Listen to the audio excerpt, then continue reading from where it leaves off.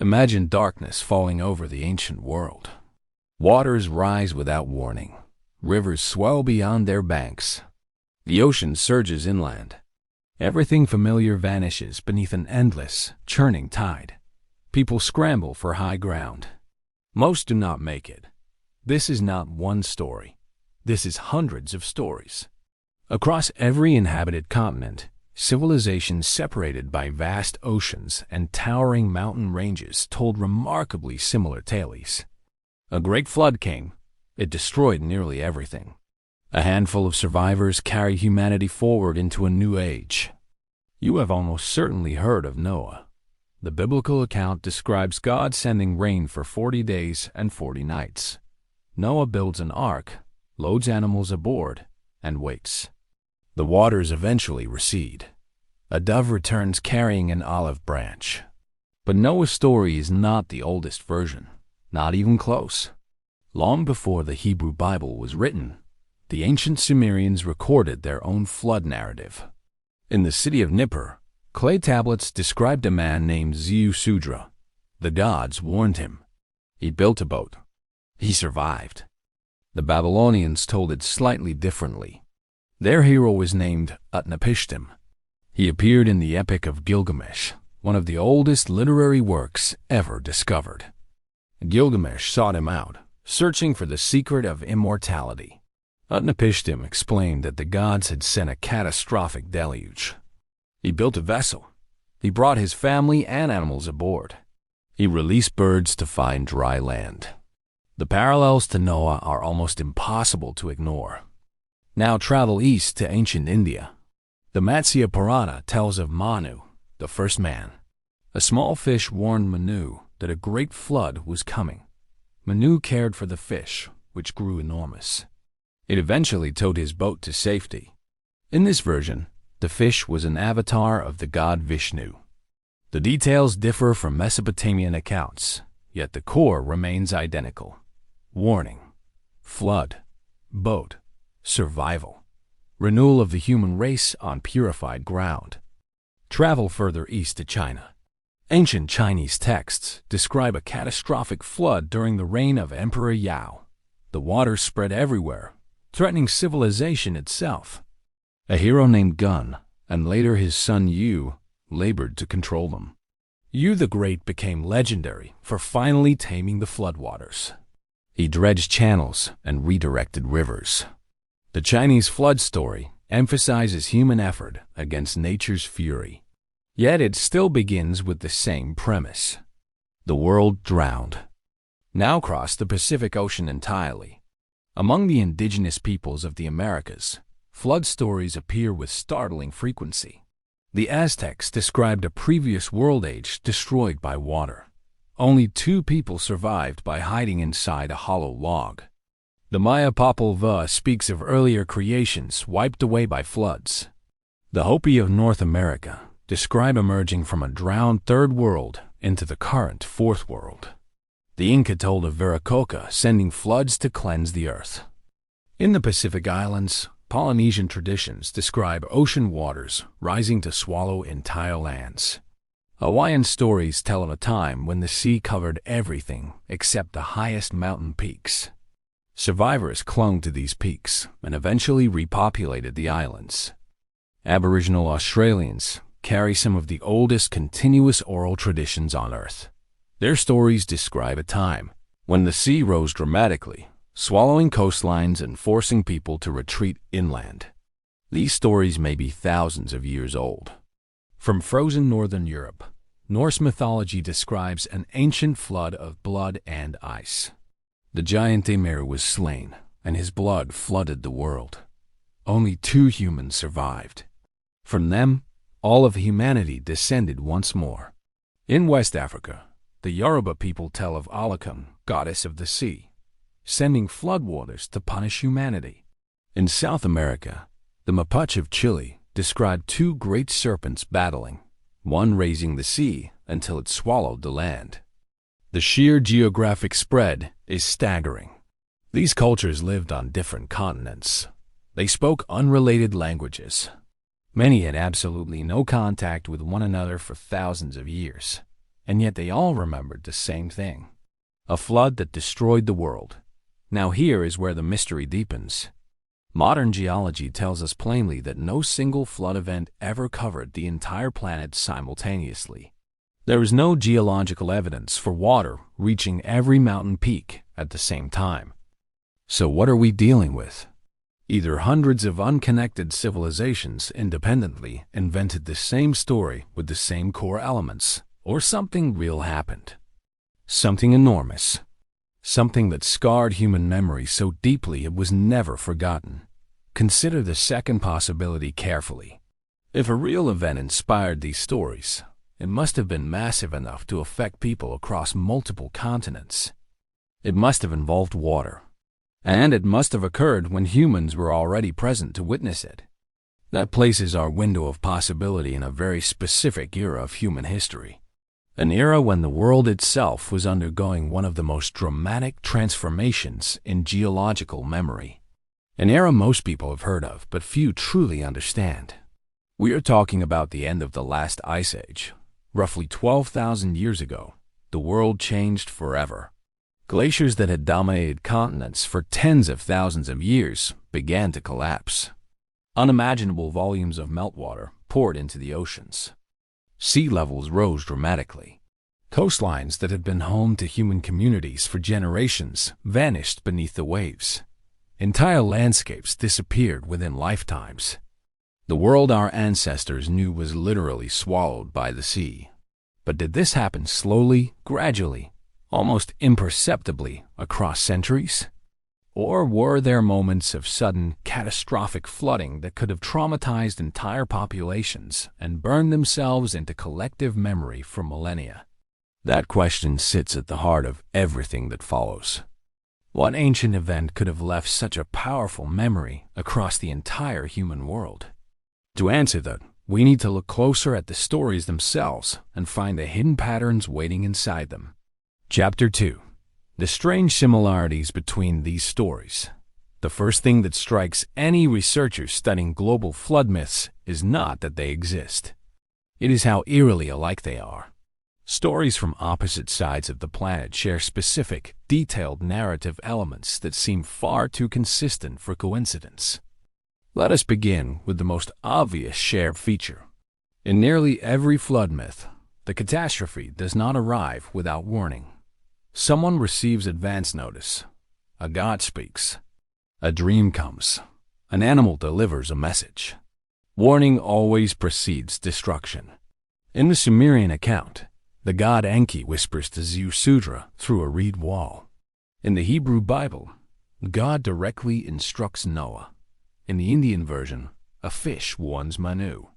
In the Aztec telling, the god Tezcatlipoca provides the warning. Why would so many cultures include this element? From a storytelling perspective, it serves an obvious function. It gives the narrative a hero, someone wise enough or virtuous enough to listen when others would not. But there may be more to it.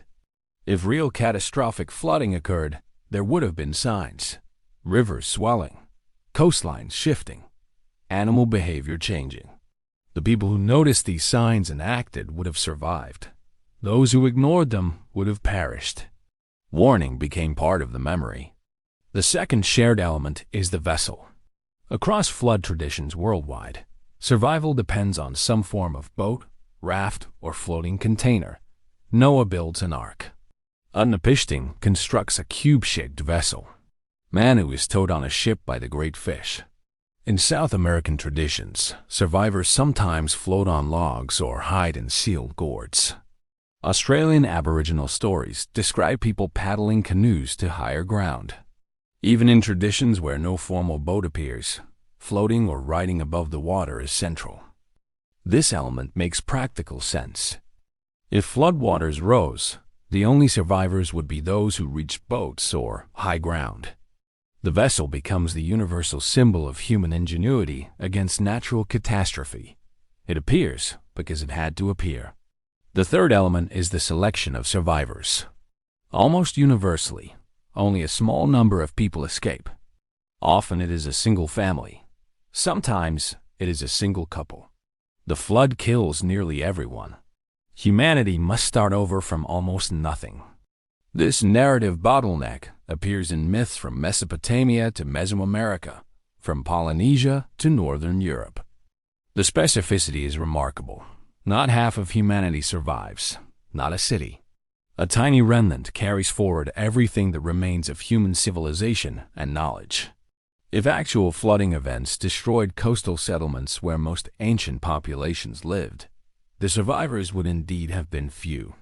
They would have been the ones who fled to mountains or who happened to be inland, a remnant, a seed population. The fourth shared element is perhaps the most haunting. In story after story, the survivors send out birds or animals to search for dry land. Noah sends a raven, then a dove. Utnapishtim sends a dove, then a swallow, then a raven. In some Native American flood stories, animals dive beneath the water to bring up mud from the bottom. In Polynesian accounts, birds scout for islands. The searching animal is a near universal motif, appearing in traditions that had absolutely no historical contact with one another. Think about what this means. Either this is the most remarkable coincidence in the history of human storytelling, or it reflects a real experience. People on boats, surrounded by water, with no idea where safety lay, watching birds for clues. The fifth element is divine punishment. In most flood traditions, the catastrophe is not random. The gods are angry. Humanity has grown wicked or noisy or disrespectful. The flood is a deliberate cleansing, a reset intended to purify the world. In the Sumerian version, the gods are annoyed by human noise. In Genesis, God is grieved by human wickedness. In Greek mythology, Zeus sends the flood because of humanity's corruption. In Hindu tradition, the flood marks the end of a cosmic age. This theological framing makes sense as a human response to trauma. When catastrophe strikes and nearly everyone dies, survivors ask why. The answer that emerges across cultures is moral. We must have done something wrong. The gods were punishing us. This interpretation transforms random disaster into meaningful narrative. It gives the survivors a purpose. They were spared because they were righteous. Their survival was not luck. It was divine selection. This belief would strengthen social cohesion among traumatized communities. The sixth shared element is the mountain. When the waters recede, the vessel comes to rest on a high peak. Noah's Ark lands on Mount Ararat. Utnapishtim's vessel settles on Mount Nisir. In Indian tradition, Manu's boat reaches the Himalayan peaks. In South American myths, survivors gather on mountaintops. In Chinese tradition, the highest mountains remain above the flood. In Hawaiian mythology, the peaks of Mauna Kea pierce the surface while everything else drowns. The mountain is sanctuary in every version. Again, this makes perfect practical sense. If sea levels rose dramatically, the last visible land would be mountain peaks. People who survived would literally have gathered on the highest ground available. The mountain becomes a universal symbol of salvation. The seventh element is renewal. After the flood, the world is reborn. New vegetation grows. Animals return. Humanity begins again, often with new laws, new knowledge, or a new covenant with the divine. The flood is not the end. It is a new beginning. This element carries profound psychological weight. It transforms total destruction into a creation story. The world before the flood becomes a lost paradise. The world after becomes a fresh start. Every civilization that carries a flood story also carries a story of rebirth. Now step back and consider all seven elements together. Warning, vessel, few survivors, searching animals, divine punishment, mountain refuge, renewal.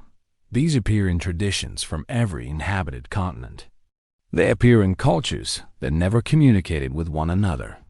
The probability of this pattern emerging independently across dozens of unrelated civilizations strains the boundaries of coincidence. Something is connecting these stories.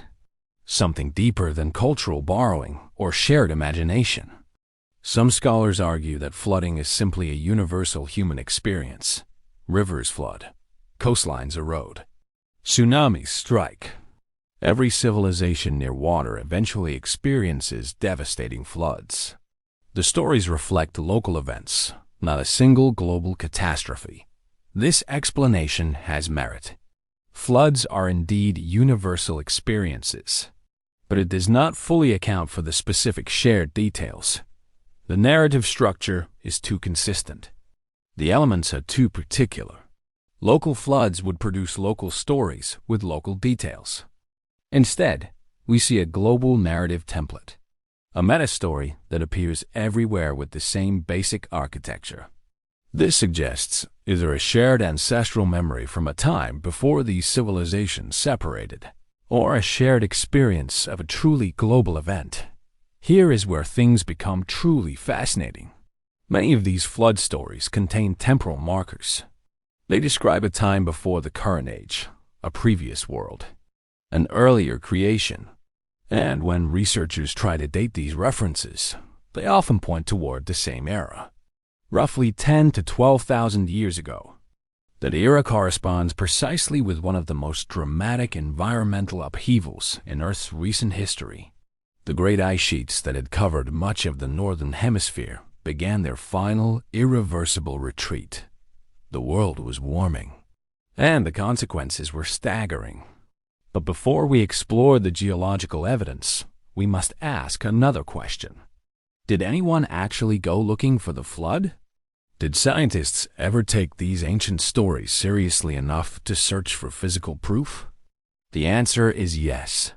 And what they found changed our understanding of Earth's history forever. Chapter 3. When scientists looked for the flood for most of recorded history, the biblical flood was considered literal fact. Scholars, theologians, and ordinary people believed that water had once covered the entire earth. They believed Noah was a historical figure. They believed the ark rested on a real mountain. This was not a fringe belief. It was mainstream understanding across European civilization for over 1,000 years. The flood explained fossils found on mountaintops. It explained sedimentary rock layers. It explained why seashells appeared far from any ocean. In the 17th century, naturalists began studying Earth's geological record more carefully.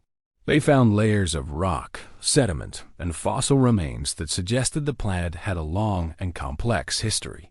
But many still interpreted this evidence through the lens of Noah's flood.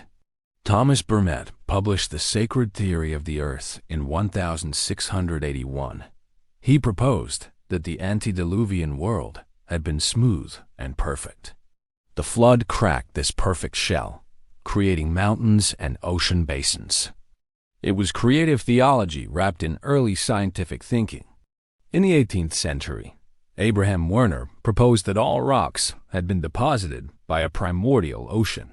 His theory, called Neptunism, essentially described a world once entirely covered by water. The flood narrative seemed to find scientific support everywhere scholars looked. But then something remarkable happened. Geologists began finding evidence that complicated the simple flood narrative.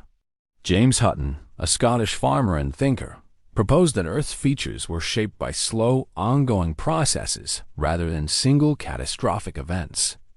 Hutton examined rock formations in Scotland and saw cycles of erosion, deposition, and uplift that required vast stretches of time.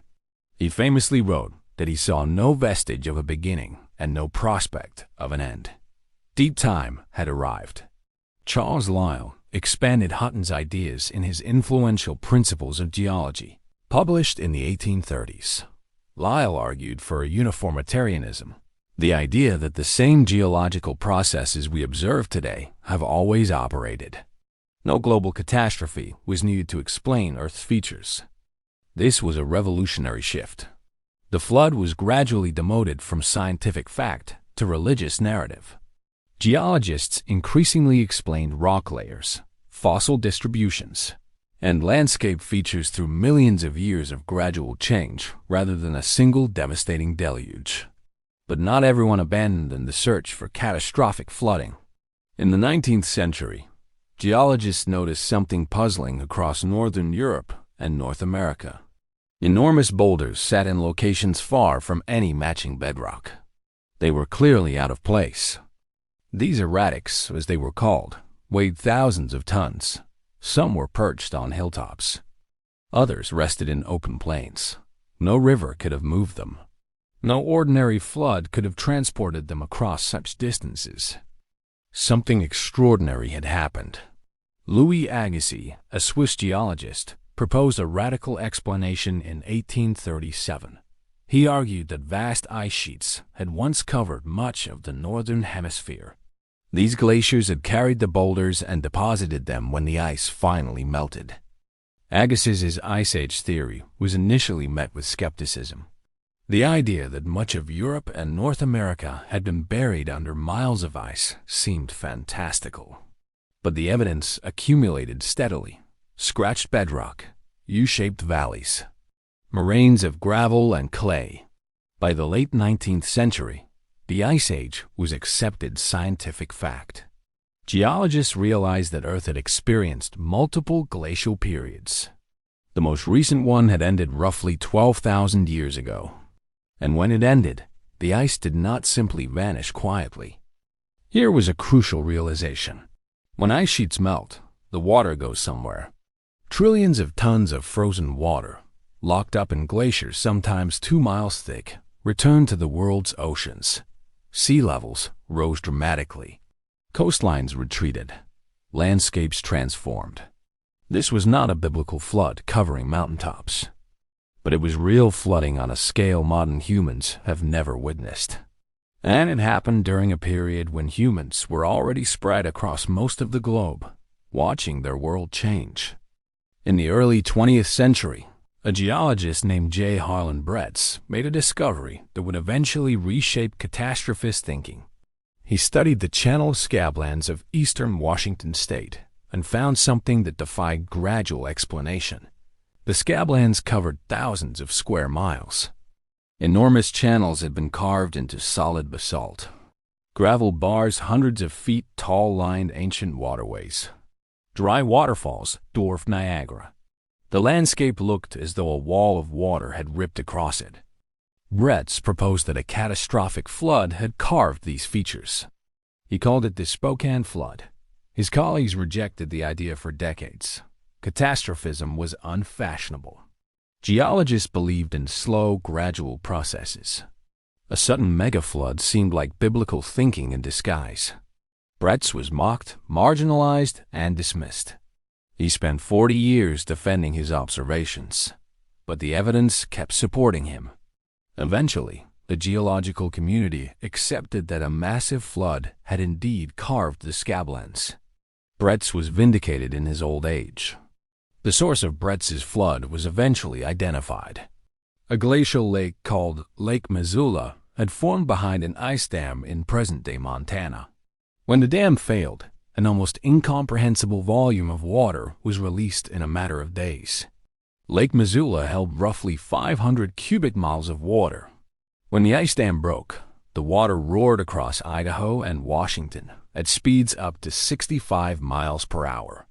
It was one of the largest floods in Earth's geological record, and it happened roughly 13,000 years ago. This was not the biblical flood. It was regional, not global, but it demonstrated something critically important. Catastrophic flooding events of almost unimaginable scale had occurred during the Late Ice Age. The geological record preserved their scars for those willing to look. Meanwhile, other researchers were finding evidence of dramatic flooding elsewhere. In the Black Sea region, marine geologists William Ryan and Walter Pittman proposed that the Mediterranean had catastrophically breached the land barrier around 5,600 BCE, flooding a freshwater lake.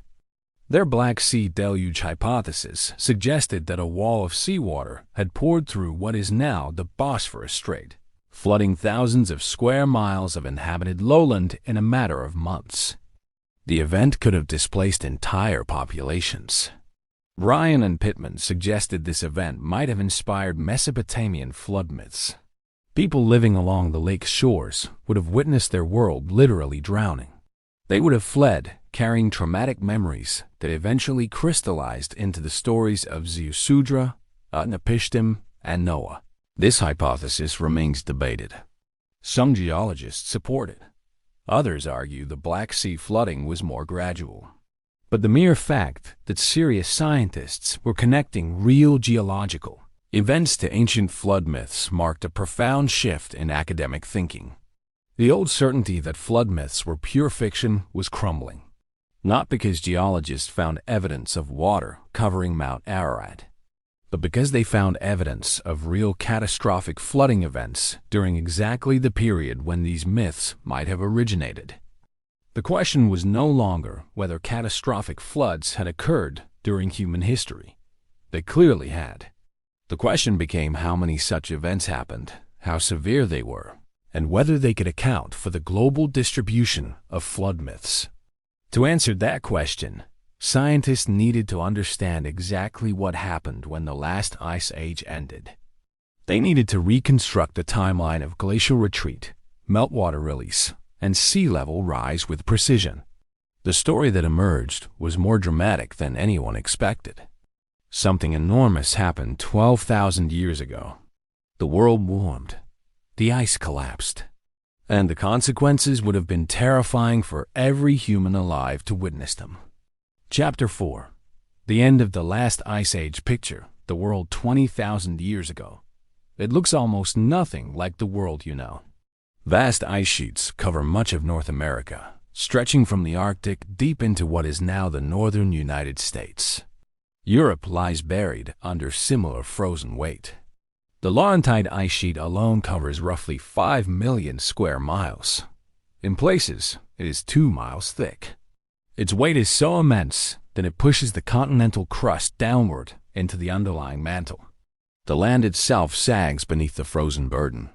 In Europe, the Fennoscandian ice sheet buries Scandinavia, northern Germany, and the British Isles under similar depths of ice.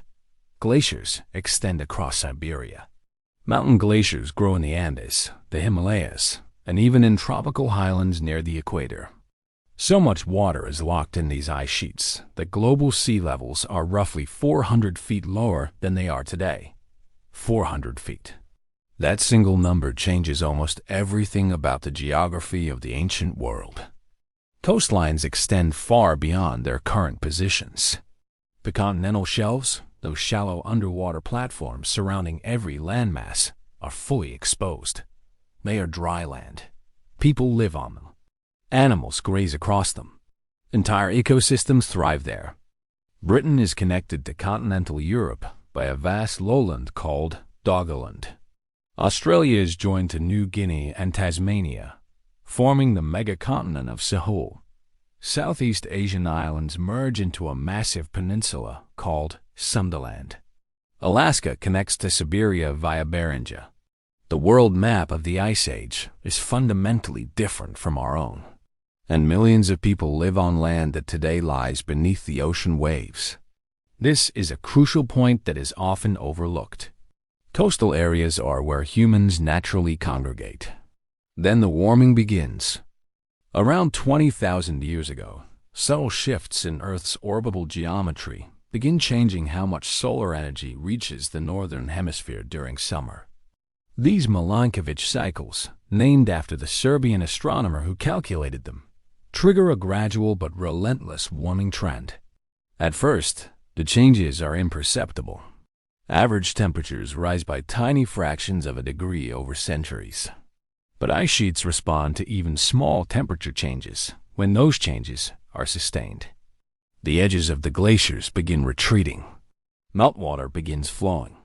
By 15,000 years ago, the warming is accelerating. Summer temperatures in the northern hemisphere are rising measurably. The southern margins of the great ice sheets are retreating northward. Rivers of meltwater carve channels across the landscape. Sea levels begin to climb. But the warming does not proceed smoothly. This is one of the most important aspects of the deglaciation story. The transition from Ice Age to our current warm period is punctuated by sudden, dramatic shifts. The climate lurches rather than gliding. Around 14,700 years ago, a sudden warming event occurs. Temperatures in parts of the northern hemisphere jump by several degrees within decades. Ice sheets begin melting at dramatically accelerated rates. This period is called the bowling-allurode warming. Sea levels respond accordingly. During certain intervals of the bowling-allurode, the ocean rises at rates that would have been visible within a single human lifetime. Beaches that elders remembered from childhood would be underwater by the time their grandchildren were born. Imagine living through this. Your fishing grounds gradually submerge.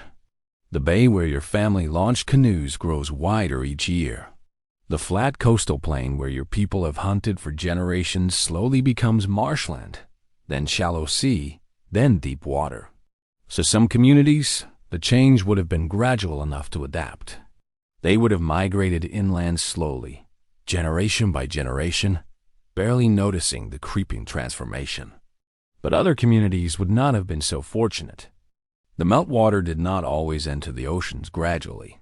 Sometimes it came in pulses of terrifying speed. As ice sheets melted, enormous lakes of meltwater formed behind glacial dams and along the margins of retreating ice. These lakes were immense. Some were larger than any freshwater body existing today, and they were inherently unstable. When glacial dams failed, these lakes drained catastrophically. We already discussed Lake Missoula in Washington state. But Lake Missoula was just one example. Across North America, multiple glacial lakes formed and drained repeatedly during the deglaciation period. Lake Agassiz was the largest. At its maximum extent, it covered roughly 170,000 square miles, larger than any of the modern Great Lakes. It sat in the center of the continent, held in place by the retreating Laurentide ice sheet.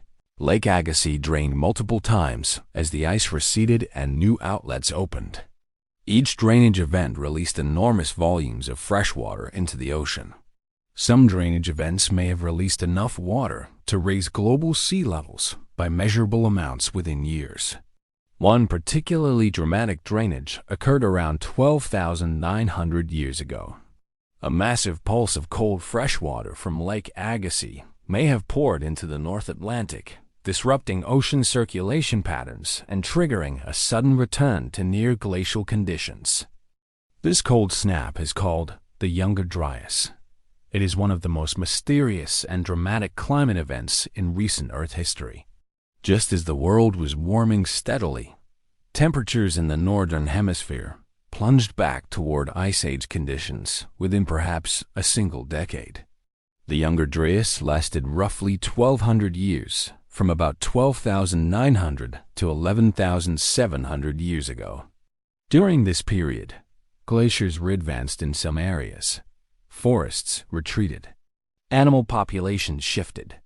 Human communities faced brutal, sudden climate reversal. And then it ended. Just as suddenly as it began, the Younger Dryas terminated. Temperatures shot upward with breathtaking speed. Ice core records from Greenland show warming of approximately 10 degrees Celsius in a single decade. The world lurched from winter back into spring. The end of the Younger Dryas, around 11,700 years ago, marks the beginning of our current geological epoch, the Holocene. And the flooding that accompanied this final warming pulse would have been extraordinary by any human standard. The remaining ice sheets, already weakened by centuries of melting before the Younger Dryas cold snap, now collapsed with remarkable speed. Meltwater poured into every ocean basin. Sea level surged. The rate of rise during certain centuries may have reached 40 millimeters per year. That translates to roughly 13 feet of sea level rise per century. Over the course of a few thousand years following the Younger Dryas, sea levels rose by approximately 200 feet. Coastlines retreated by miles. Low-lying continental shelves vanished entirely. Doggerland, that broad plain connecting Britain to Europe, slowly flooded and disappeared beneath the North Sea. Sundaland, the great Southeast Asian peninsula, fragmented into the islands of Indonesia and the Philippines. Beringia sank, separating Asia from North America permanently. The Persian Gulf, which had been a fertile river valley during the Ice Age, flooded completely. The ancestors of Mesopotamian civilizations may have lived in that valley before the rising waters forced them onto the surrounding plains of what became Iraq and Kuwait. In every coastal region on Earth, human communities experienced the same terrifying reality. The sea was coming. It was relentless. It was unstoppable. And periodically, it came not as a slow creep, but as sudden surges driven by glacial dam failures and ice sheet collapses. Some researchers have proposed that rapid ice sheet collapses could have generated massive tsunamis. When enormous volumes of ice slide into the ocean suddenly, they displace water with tremendous force. Coastal communities hundreds of miles away could have experienced devastating wave events. Evidence for such events is difficult to find after 12,000 years of subsequent geological change. But the theoretical potential is clear. The end of the Ice Age was not a gentle transition. It was a violent, traumatic reshaping of the entire planet. Think about what this means for human memory. For thousands of years, people watched the ocean swallow their world. They lost ancestral lands, sacred sites, hunting grounds, and burial places. They saw the geography of their existence fundamentally transformed within living memory. Is it any wonder they remembered? Is it any wonder they told stories about the water that destroyed everything? Is it any wonder those stories carry grief, terror, and the desperate hope of renewal encoded within their mythic frameworks? The geological evidence tells us that the end of the Ice Age produced exactly the kind of catastrophic flooding that could explain the global distribution of flood myths. Real water, real destruction, real trauma experienced by real people across every inhabited continent simultaneously. But here's what makes this story even more remarkable. The flooding was not the only catastrophe. As the ice melted and the seas rose, something else was happening. Something that many researchers believe may have been even more devastating than the rising waters themselves.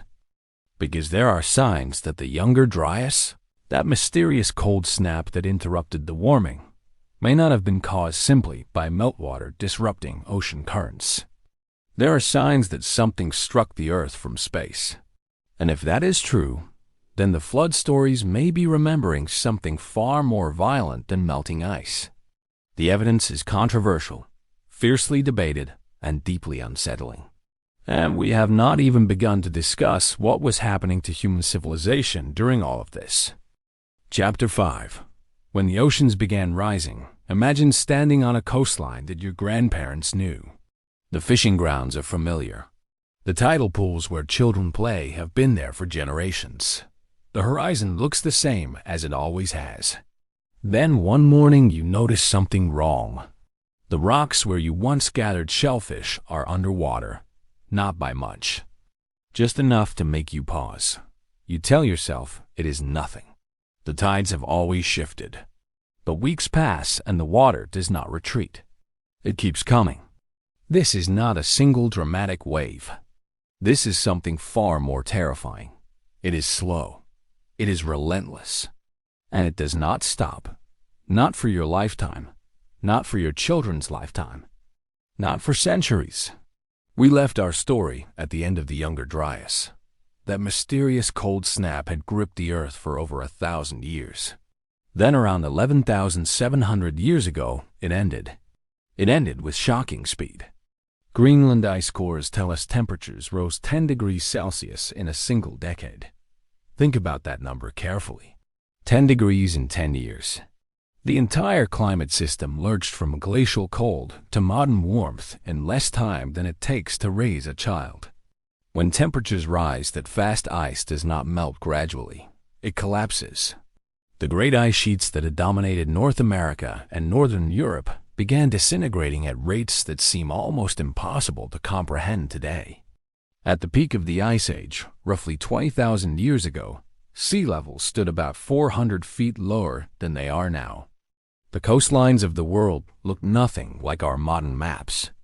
Vast stretches of land that are now ocean floor were dry and habitable. During the coldest period, sea level rise was minimal. The ice held firm. But as warming episodes struck, the meltwater had to go somewhere.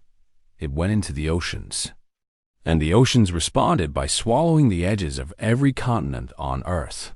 Scientists have reconstructed these sea level changes using coral reefs, sediment cores, and isotopic analysis.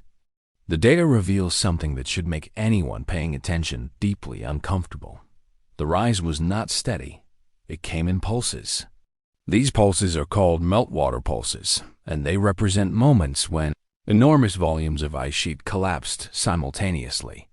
Meltwater Pulse 1, around 14,000 years ago, was one of the most dramatic. Sea levels may have risen 60 feet in just a few centuries.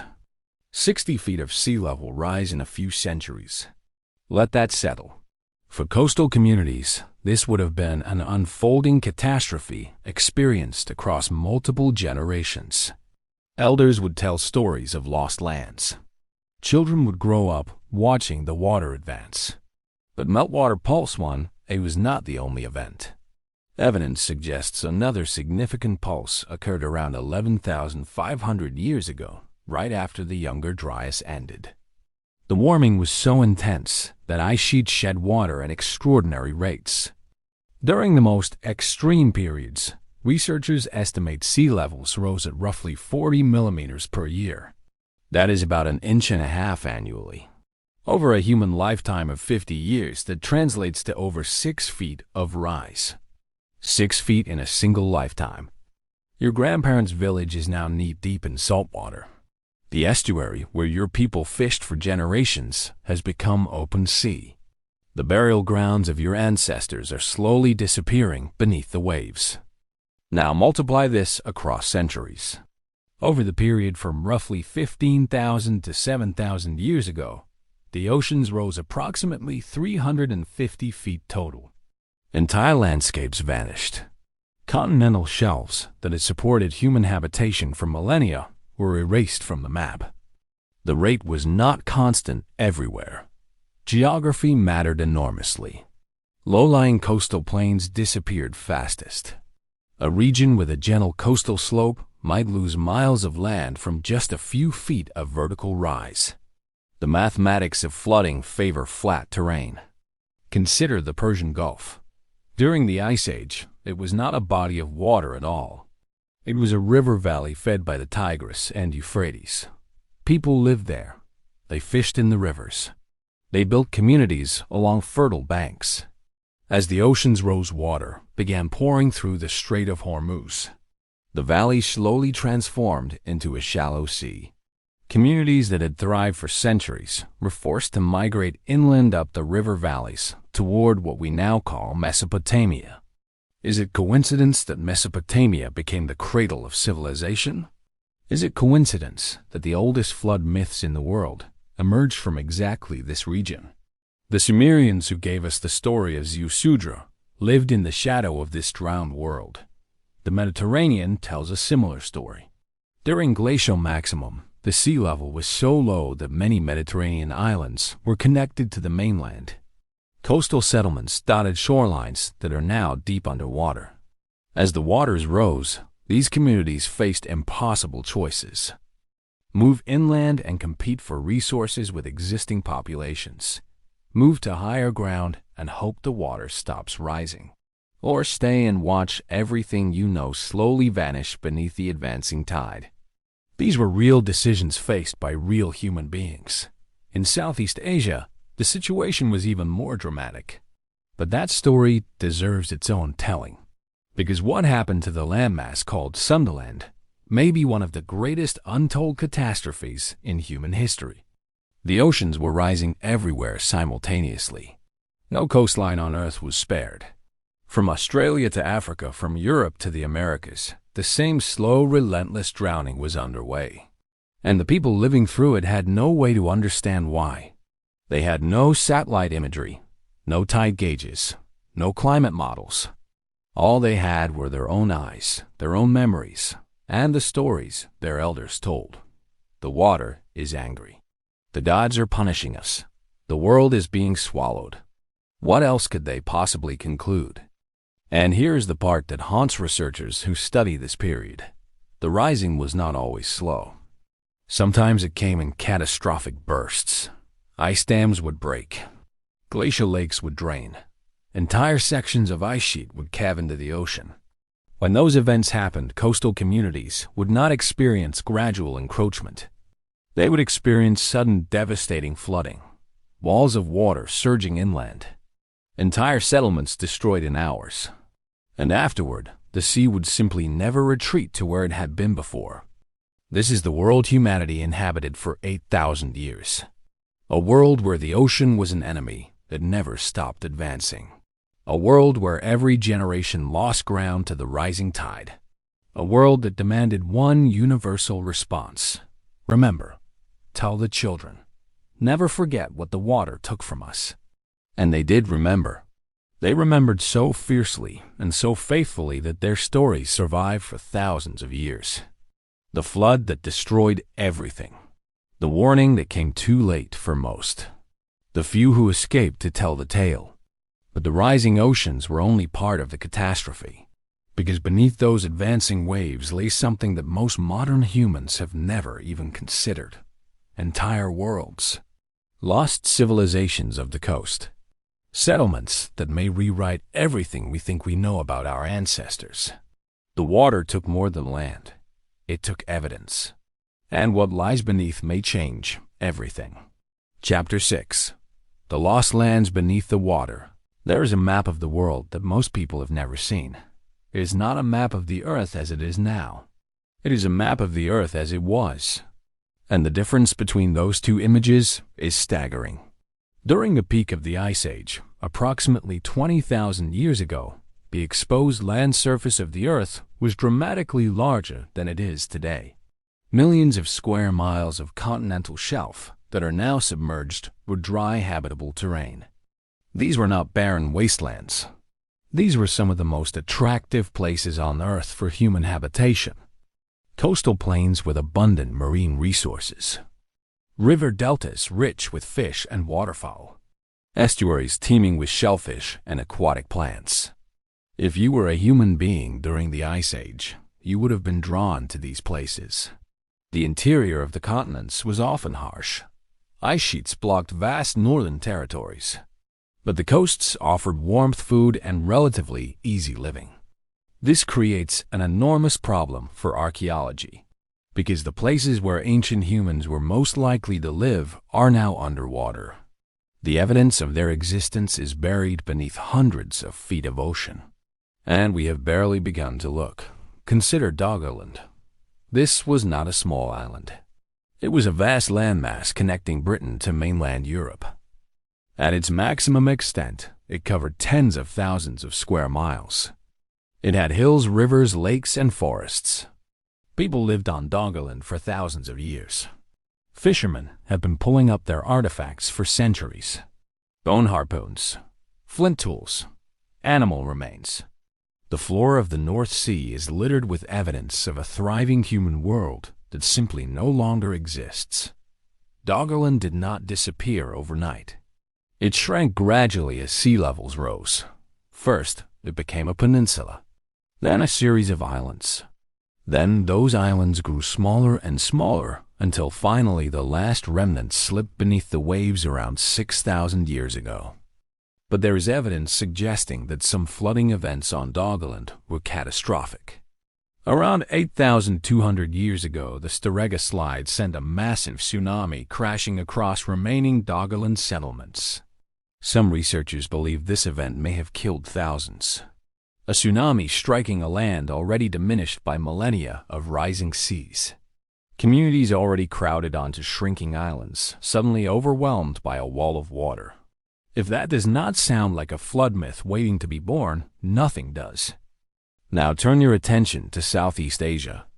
During the Ice Age, the landmass known as Sundaland was enormous. It connected modern Malaysia, Indonesia, Borneo, Java, and Sumatra into one continuous peninsula extending far south of the current coastline. Sundaland was roughly the size of Europe. It was tropical. It was fertile. And it was home to human populations for tens of thousands of years. When the ice melted, Sundaland began to drown. The flooding was relentless and devastating. Over several thousand years, Sundaland fragmented. What had been a single continuous landmass became the scattered archipelago we see on modern maps.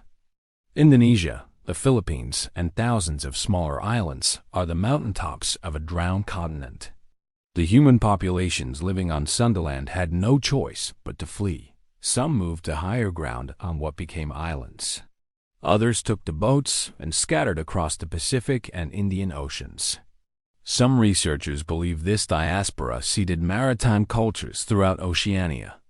And what did these displaced populations carry with them? Stories. Stories of a great flood that swallowed their homeland. Stories of waters that rose without ceasing. Stories of a lost paradise beneath the waves. These narratives appear throughout Southeast Asian and Pacific Island traditions. Now consider Australia. The Aboriginal Australians possess oral traditions describing places that are now underwater.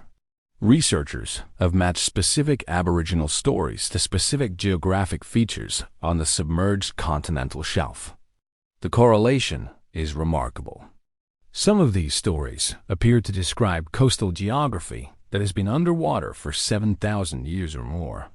If accurate, this represents an oral tradition maintained with geographic precision across more than 300 generations. The implications are extraordinary. The Persian Gulf deserves deeper attention. Marine archaeologists have identified submerged features on the Gulf floor that suggest possible human settlement. During the Ice Age, this was a lush river valley. Fresh water flowed through it year-round. Geoffrey Rose of the University of Birmingham has proposed that this Gulf oasis, as he calls it, may have supported significant human populations. When the ocean reclaimed this valley, those populations were forced upstream into Mesopotamia and the Fertile Crescent. The timing aligns provocatively with the emergence of the earliest known civilizations. Were the Sumerians refugees from a drowned world? Did the cultural memories of that inundation become the foundation of the oldest flood myths ever written? The Black Sea offers perhaps the most dramatic specific example. William Ryan and Walter Pittman proposed that around 5600 BCE, the Mediterranean broke through the Bosphorus Strait and flooded what had been a freshwater lake far below sea level. Their hypothesis suggests the water poured through with 200 times the force of Niagara Falls. The lake level rose by 6 inches per day. Coastal settlements around the ancient lake were submerged within months. The survivors fled in every direction. Robert Ballard, the oceanographer who discovered the Titanic, led expeditions to the Black Sea floor. His team found evidence of an ancient shoreline and what appeared to be structural remains roughly 500 feet below the current surface. Not all scientists accept the Ryan and Pittman hypothesis in its most dramatic form. Some argue the flooding was more gradual. Others dispute the dating. The debate continues. But the submerged evidence is real, and it demands explanation. These are not isolated cases. Around the world, submerged sites are being discovered with increasing frequency. Off the coast of India, near the Gulf of Cambay, sonar surveys have revealed geometric patterns on the seafloor that some researchers interpret as structural remains. Off the coast of Japan, the Yonaguni Monument has sparked decades of debate. Is it a natural geological formation or evidence of human construction now submerged? The scientific community remains divided, but the questions it raises are tantalizing. Off the coast of Malta, megalithic structures on land end abruptly at the shoreline, suggesting they once continued onto terrain that is now underwater. The same pattern appears in numerous Mediterranean locations. The ruins stop where the ancient coast began. Here is the uncomfortable truth that mainstream archaeology is slowly beginning to confront. We have systematically ignored the most likely locations for early human settlement because those locations are underwater. Our understanding of human history contains a massive blind spot. The continental shelves of the world represent millions of square miles of unexplored archaeological territory. Whatever communities existed there, whatever cultures they built, whatever knowledge they possessed, is hidden beneath the ocean. Most of it may never be recovered. But the flood myths remember. They remember the lost lands. They remember the cities that vanished. They remember the ancestors who lived in places that no longer exist on any map. Memory preserved what the ocean consumed. And the people who survived that consumption did not simply disappear. They adapted. They migrated. They rebuilt. Their story of survival is one of the most remarkable chapters in human history. And it raises questions we are only beginning to ask. What did survival actually look like when your entire world was drowning? The answer is more complex and more impressive than you might imagine. Chapter 7. Survivors of a changing planet. Put yourself in their position. You are a human being living 12,000 years ago. The ice is retreating. The weather is warming.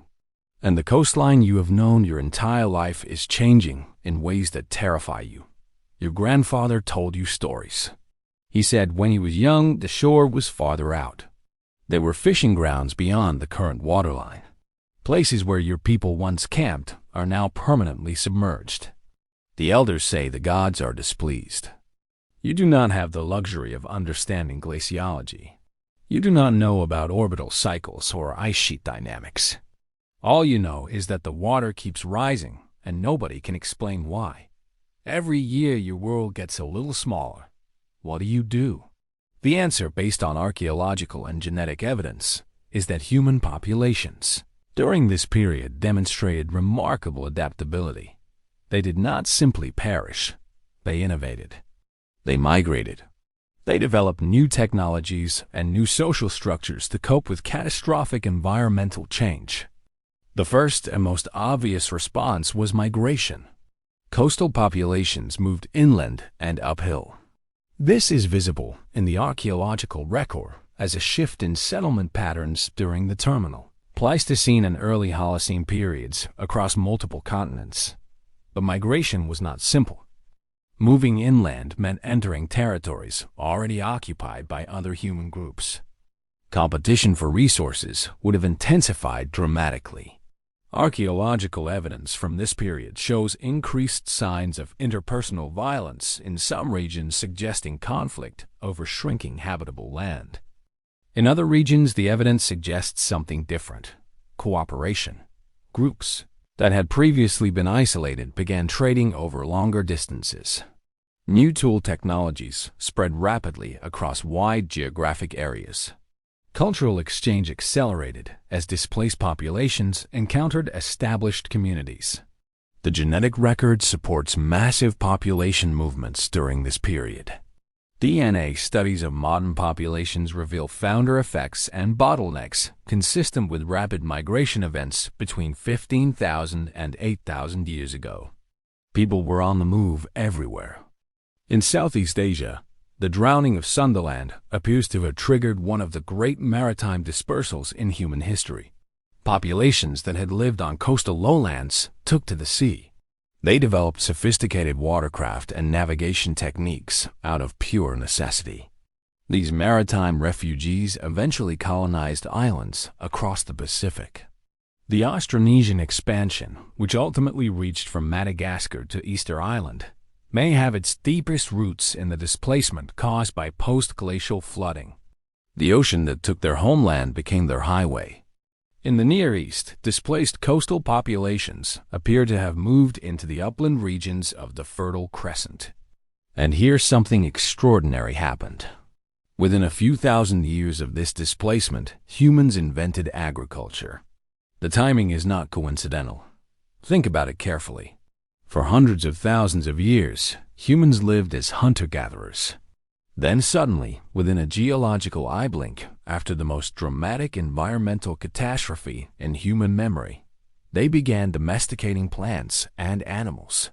Why then? Why there? One compelling hypothesis suggests that the refugees from drowned coastal regions brought with them knowledge of intensive resource management. Coastal populations had long experience managing tidal gardens, cultivating shellfish beds, and manipulating aquatic ecosystems.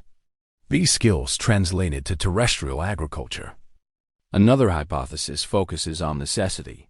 Populations compressed into smaller territories by rising seas could no longer sustain themselves through hunting and gathering alone. The carrying capacity of the land was exceeded. Agriculture was not a choice. It was a survival strategy. Göbekli Tepe in southern Turkey adds another dimension to this puzzle. Built approximately 11,600 years ago, it is the oldest known monumental structure on Earth. Its construction required organized labor, sophisticated engineering, and shared cultural purpose. Göbekli Tepe was built by people who were supposedly simple hunter-gatherers. Yet the site displays astronomical alignments, complex iconography, and architectural planning that challenges everything we thought we knew about pre-agricultural societies. Something does not add up. Were the builders of Göbekli Tepe refugees from a more sophisticated coastal culture? Did they carry knowledge and organizational capabilities from a world that no longer existed? The site sits in exactly the region where displaced populations from the Persian Gulf and Mediterranean coasts would have migrated. We cannot prove this connection yet, but the circumstantial alignment is striking. A monumental construction project appearing suddenly in exactly the region and exactly the time period where flood refugees would have concentrated. Coincidence perhaps, but a very interesting coincidence. The survivors also adapted psychologically and spiritually. The trauma of watching your world disappear beneath rising waters does not simply fade. It becomes embedded in cultural identity. It becomes mythology. It becomes religion. It becomes the foundation story of your entire civilization. Every major early civilization emerged in a region directly affected by post-glacial flooding. Mesopotamia, Egypt, the Indus Valley, China, Mesoamerica. Every single one carries flood narratives at the core of its origin mythology. Every single one describes a world destroyed and reborn. This is not cultural borrowing. These civilizations developed independently on separate continents with no known contact between them. The flood narratives arose independently because the experiences that generated them were universal. Everyone went through the same catastrophe. The survivors did something else remarkable. They encoded precise information within their stories. The specific details vary, but the structural elements remain constant across cultures. A warning, a vessel, a remnant population, animals preserved, a mountain refuge, renewal after destruction. These 7 elements we identified earlier are not random mythological motifs. They are a survival template. They describe in narrative form exactly what a community must do to survive a catastrophic flood. Listen to warnings. Prepare a means of escape. Save breeding populations. Seek high ground. The myths were not just stories. They were instructions. They were emergency protocols disguised as entertainment passed down through generations, because the people who created them knew with absolute certainty that the floods could come again. Some researchers have begun recognizing this. The field of geomythology studies the connections between geological events and mythological narratives. The evidence increasingly suggests that many ancient myths preserve accurate memories of real events transmitted across extraordinary spans of time. Aboriginal Australian stories accurately describing submerged coastlines from 7,000 years ago. Pacific Island narratives correctly identifying volcanic events confirmed by geological evidence. Native American traditions describing the formation of Crater Lake matching the scientific timeline precisely. These are not coincidences. These are data points. And they suggest that our ancestors were far more observant, far more precise, and far more capable of preserving knowledge across millennia than modern science has traditionally been willing to acknowledge. But here is where this story takes its darkest turn. Because everything we have discussed so far involves gradual processes. Slow sea level rise, incremental ice sheet retreat, generational displacement. Terrible, yes, but survivable because it was slow enough to adapt. What if some of the catastrophic events were not gradual at all? What if around 12,900 years ago something happened that was sudden, violent, and devastating on a scale that makes everything we have discussed seem gentle by comparison? The Younger Dryas cold snap began with terrifying abruptness. Temperatures plummeted. Ice sheets that had been retreating suddenly advanced again. The warming that had promised a new world was snatched away in what appears to have been less than a decade. For decades, scientists assumed this was caused by a massive freshwater pulse from Glacial Lake Agassiz disrupting Atlantic Ocean circulation. That explanation was tidy. It was comfortable. It fit within the established framework of gradual geological processes. But in 2007, a group of researchers proposed something far more disturbing. They found evidence of an extraterrestrial impact event coinciding precisely with the onset of the Younger Dryas, nanodiamonds, magnetic spherules, a platinum anomaly in the geological record. The implication was staggering. Something from space may have struck the Earth 12,900 years ago. It may have destabilized ice sheets, triggered mega floods, ignited continental wildfires, and plunged the planet into 1,000 years of cold. All at once. If this hypothesis is correct, then the flood myths are not just memories of slow sea level rise. They are memories of a cataclysm, a single devastating event that shattered the world in a matter of days and left survivors scrambling to comprehend what had happened. The evidence for this impact remains fiercely debated. Critics challenge the methodology. Supporters present new findings. The scientific community is deeply divided.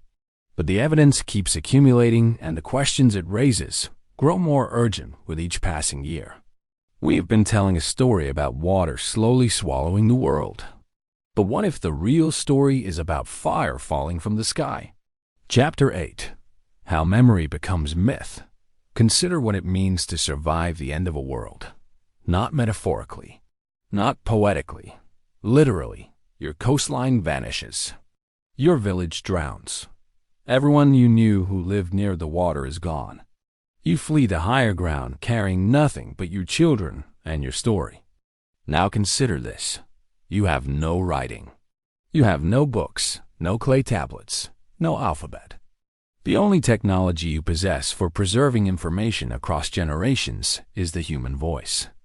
A parent speaking to a child, an elder chanting by firelight, a song repeated until it becomes sacred. This is how memory becomes myth, not through invention, through survival. We tend to think of oral traditions as unreliable.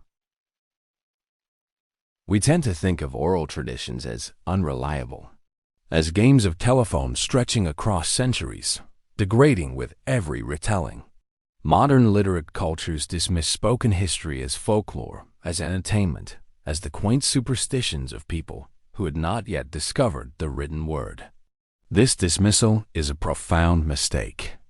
The Aboriginal Australians maintain oral traditions describing sea level changes along the Australian coastline. These traditions describe specific bays, inlets, and coastal features that existed when sea levels were lower. Geologists have confirmed these descriptions match conditions from 7,000 years ago. Some may reach back further. That is over 300 generations of accurate transmission. Patrick Nunn, a geographer at the University of the Sunshine Coast, spent decades documenting Aboriginal Australian oral traditions that preserve geological events, rising seas, volcanic eruptions, coastal inundation. When he mapped these stories against known geological history, the correlation was staggering. These were not vague metaphors. They were precise. Nunn identified at least 21 Aboriginal stories from different communities around Australia that describe a time when the sea rose and swallowed the coast. These stories include specific landmarks now submerged. They describe the rate of inundation. They name places that no longer exist above water.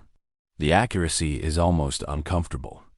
How does a culture without writing preserve detailed geographical information for 7,000 years? The answer lies in the structure of oral tradition itself. These were not casual stories told for amusement. They were sacred knowledge, embedded in ritual, song, ceremony, and law. Changing them was forbidden. In many Aboriginal cultures, the keeper of a story bore enormous responsibility. Getting details wrong was not merely embarrassing. It was a violation of sacred duty. Stories were rehearsed, corrected, and transmitted with the same rigor that literate cultures applied to legal documents. The mechanism was different. The precision was comparable. And Australia is not unique. The Klamath people of Oregon preserved a detailed oral account of the eruption of Mount Mazama. This eruption created Crater Lake approximately 7,700 years ago.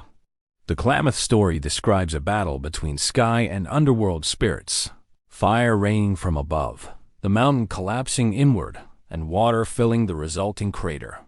Every geological detail is present in the narrative. The only translation required is from mythological language to scientific language. The events are identical. Now apply this understanding to flood myths. If oral traditions can preserve volcanic eruptions and coastal geography for 7,000 years with startling accuracy, what might they preserve about catastrophic flooding? About the drowning of entire landmasses? About the most dramatic environmental transformation in the history of human civilization? The answer is exactly what we find. Hundreds of flood stories spanning every inhabited continent, sharing structural elements too specific to be coincidental. Warning, vessel, survivors, animals, mountain, renewal. These are not universal archetypes arising from the collective unconscious. They are mnemonic anchors. Each element serves a function in preserving the memory. The warning reminds listeners that signs preceded the disaster. The vessel encodes the knowledge that watercraft meant survival. The mountain records where survivors actually fled. The animals represent ecological knowledge about recovery. The mythological framework is not distortion. It is compression. It is the technology of a proliterate world encoding survival information in narrative form, because narrative is what human brains are designed to remember. We forget facts. We remember stories. Every culture on Earth understood this intuitively. So when the waters rose and the old world drowned, the survivors did what humans always do. They told their children what happened, and their children told their children.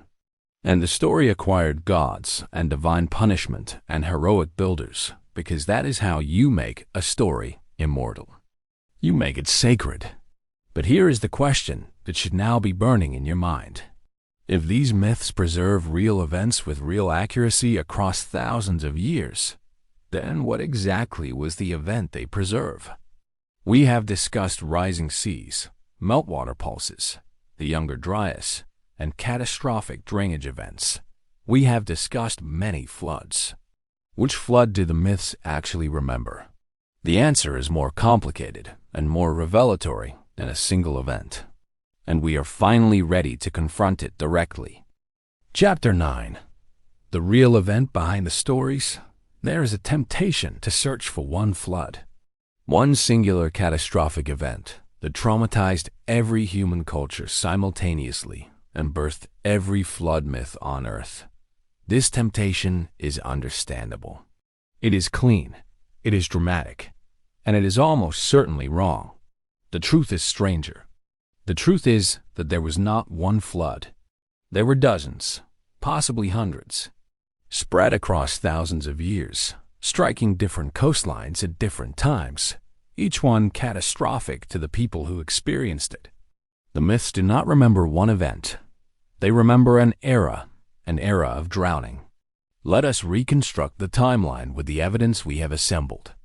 Start 20,000 years ago. Ice Age maximum. Sea levels 400 feet lower than today. Coastlines extended miles beyond their current positions. Millions of people lived on land that is now underwater. Between 20,000 and 7,000 years ago, those 400 feet of water returned, not smoothly, not gradually, in lurches, pulses, and catastrophic surges that repeatedly and violently transformed the world that coastal peoples knew. The first major pulse struck around 14,000 years ago. Meltwater Pulse 1. Sea levels rose approximately 60 feet in just a few centuries. For context, modern climate projections that terrify governments involve 3 to 6 feet over a century. Multiply that by 10. Then compress the timeline.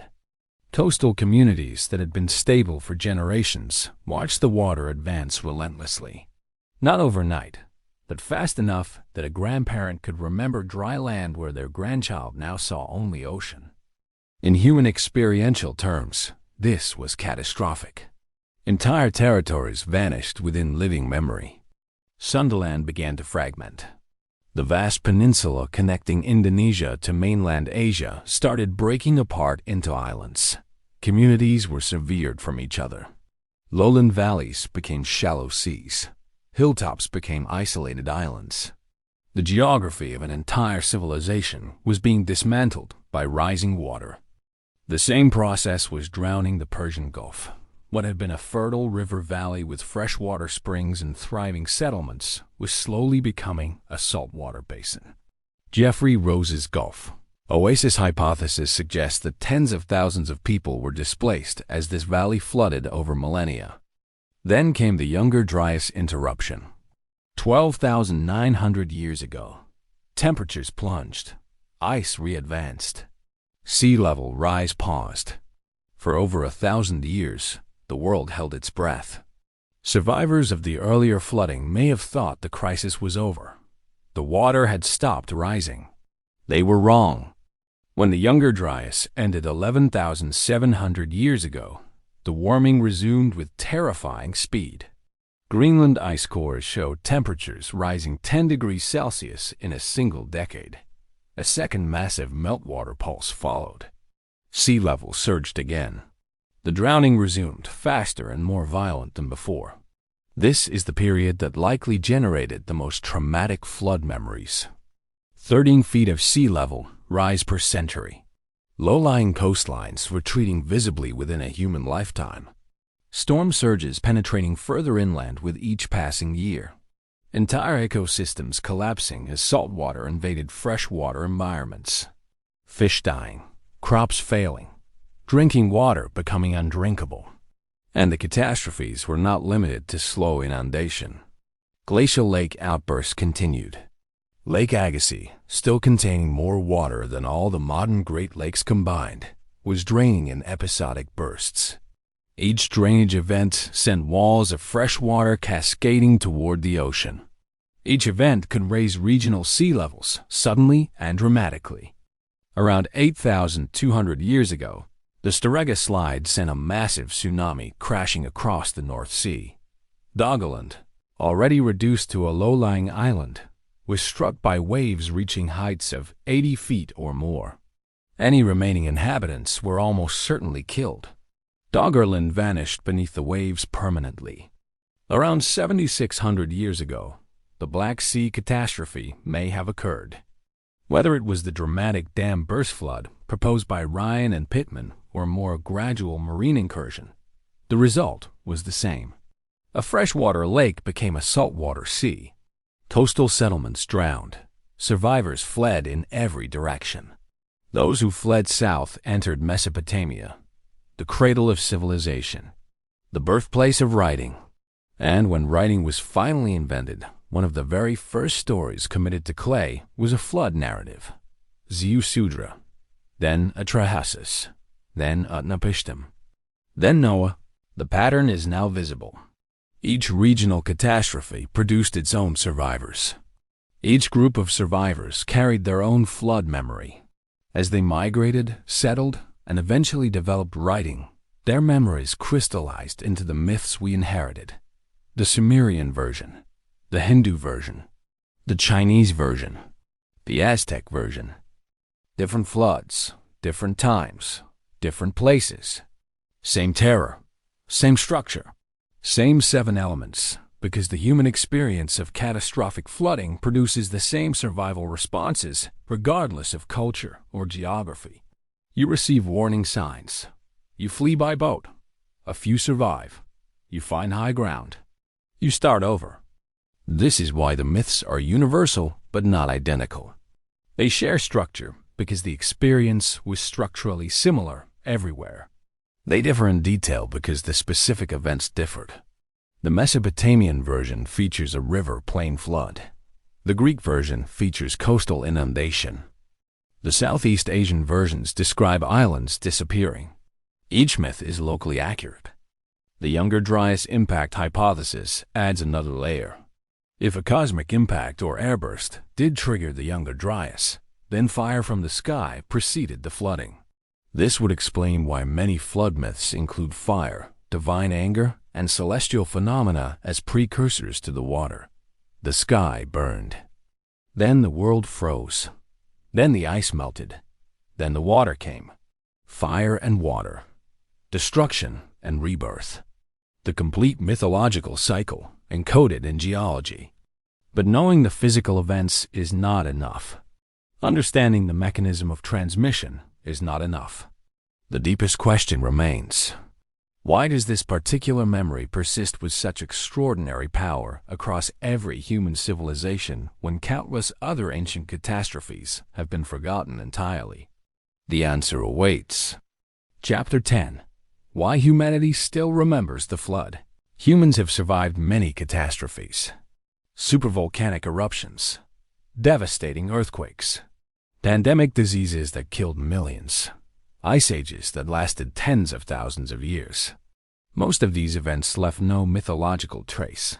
They happened. People suffered. People died. People moved on. The memory evaporated within a few generations. The flood is different. The flood persists. It endures across every continent, every language family, every cultural tradition. It survived the transition from oral tradition to writing. It survived the transition from polytheism to monotheism. It survived the Enlightenment, the scientific revolution, and the Age of Reason. It is still here. Why this catastrophe and not others? The answer has 3 components, and together they reveal something profound about human cognition, human identity, and the architecture of civilization itself. The first component is duration. The post-Ice Age flooding was not a single event. It was a process lasting over 10,000 years. Generation after generation experienced this same phenomenon: the water rising, the coastline retreating, land disappearing. Unlike an earthquake that strikes and ends, the flooding was perpetual, recurring, and inescapable. Every generation had its own flood story to add to the collective memory. Every generation could point to submerged land that had been dry in their grandparents' time. The memory never had a chance to fade because the experience kept repeating. Each new flood event reinforced every previous flood memory. This is unprecedented in human experience. No other natural process operated at precisely the right timescale to be both catastrophic and memorable, across so many generations simultaneously. Too fast and it kills everyone before stories can form. Too slow and nobody notices. The post-Ice Age flooding hit the exact frequency of human generational memory. The second component is universality. The flooding affected every coastline on Earth simultaneously. Not identically, not at the same rate, but universally. Every human population living near water, and most of them did, experienced the same category of catastrophe during the same broad era. This means the flood memory was not carried by one migrating population. It was generated independently, in parallel, across every inhabited continent. Aboriginal Australians, Mesopotamian farmers, Southeast Asian islanders, Pacific navigators, South American coastal dwellers, North American river communities. Each independently experienced catastrophic water events and each independently encoded those experiences into myth. This parallel generation explains why the myths are structurally similar without being genetically related. They did not spread from a single source. They arose from a single shared planetary experience, filtered through the universal structure of human cognition and survival behavior. The third component is the deepest.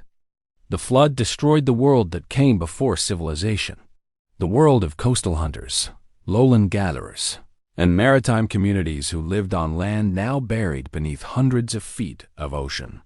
When that world drowned, the survivors were forced to reinvent human society from scratch. They moved inland. They moved to higher ground. They began farming because their coastal food sources were gone. They built permanent settlements because they had been displaced and needed stability. They developed new social structures, new technologies, new religions to make sense of what had happened. The flood was not just a catastrophe. It was the catalyst for civilization itself. This is the revelation that the myths have been preserving all along. Not just the memory of water rising, not just the terror of losing everything, but the foundational narrative of human civilization. We were destroyed. We survived. We built something new from the ruins. Every flood myth ends with renewal because renewal is what actually happened. Göbekli Tepe, built 11,600 years ago in the highlands of southern Turkey, may represent exactly this process. Monumental architecture constructed by people with no cities, no writing, no agriculture, gathering to build something permanent in the aftermath of apocalypse. A statement carved in stone. We survived. We remember. We will endure. The flood myths are not folklore. They are founding documents. Every civilization that emerged after the Ice Age carried the flood memory as its origin story, because the flood was its origin. The destruction of the old world was the precondition for the new one. Without the drowning of the coastlines, there is no agricultural revolution, no cities, no writing, no us. This is why the memory persists when others fade. Earthquakes and eruptions are things that happen to civilizations.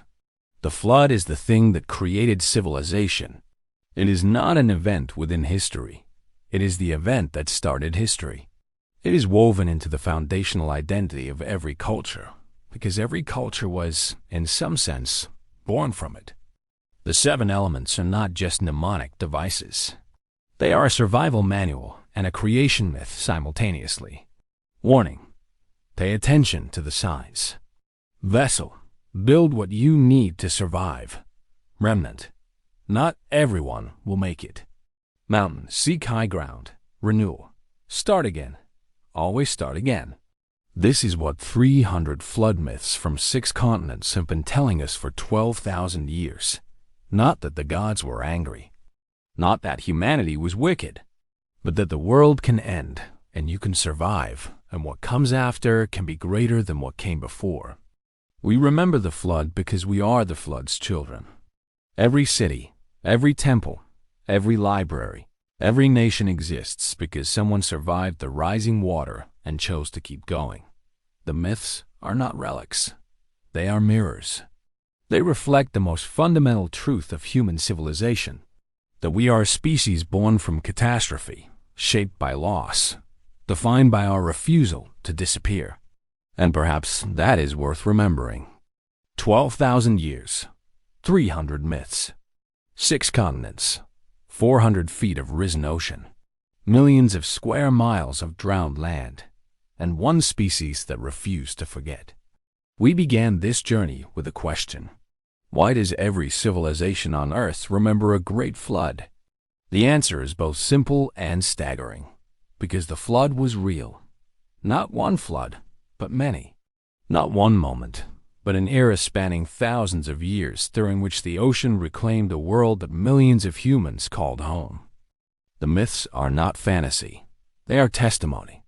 Compressed, translated, sacralized, but fundamentally accurate testimony from the survivors of the most dramatic environmental transformation our species has ever witnessed. But here is the thought that should follow you beyond this story. We have spent 12,000 years remembering the last time the world changed. The ocean is rising again, not as fast as during the meltwater pulses. Not yet, but the trajectory is familiar. The signs are legible to anyone who has listened to the old stories carefully enough. Our ancestors encoded their survival into myth because they had no other technology for preserving knowledge across millennia. We have every technology imaginable. Satellites, supercomputers, global communication networks, written archives in every language on Earth. And yet, we are not listening. The flood myths were never just about the past. They were instructions. Warnings from ancestors who watched the water rise and who burned their most important message into the only permanent storage medium they possessed. Human memory, story, myth. The question is no longer whether the ancient flood was real. The question is whether we will need to write new flood myths of our own, and whether anyone will be left to tell them. If this story changed the way you see the ancient world, subscribe to our channel.